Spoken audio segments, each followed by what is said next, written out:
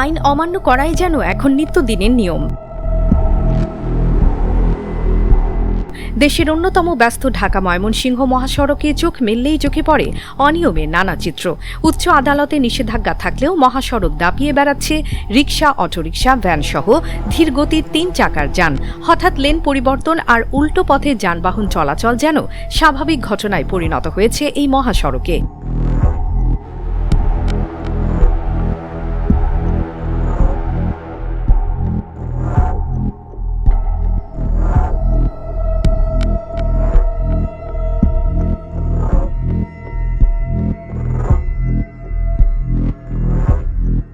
ঠিক আছে, কি করবো? কিছু করা নাই, যাইতে দেবো নাহলে বালুকা মানলে একে বালুকা দেওয়া সম্ভব।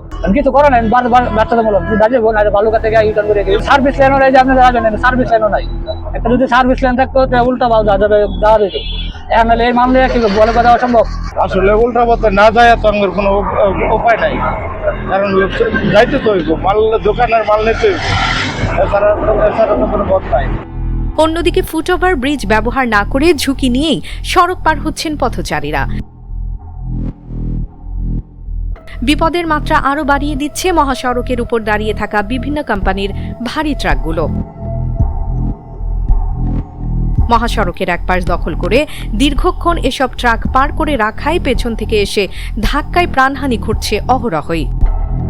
যদিও হাইওয়ে পুলিশ বলছে অনিয়ম রুখতে প্রতিনিয়ত চালানো হচ্ছে অভিযান, দেয়া হচ্ছে মামলা।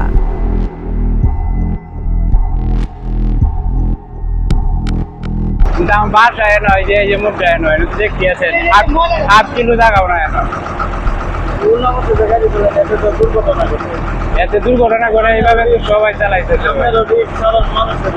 ঠিক আছে, কিন্তু এবার তো সব আমার বাসায় নয়। আমি তো মনে হয় যে বালুকা গেলে আমার 500 টাকা তেল লাগবে, ওই দিকটা বুঝাই। সবারই মানে একজন নিজস্ব পেটের আছে, তো ওটা রিক্সাওয়ালাদের তাদেরও একটা পেটের দায়িত্ব আছে, তাদের জীবন জীবিকা আছে, সেটা তো সরকার ভালো বুঝবে এবং জনগণ ভালো বুঝবে। সেটা আমরা সাধারণ পাবলিক আমাদের যেটা দেয় আমরা সেটা দিয়ে যাইতে রাখি।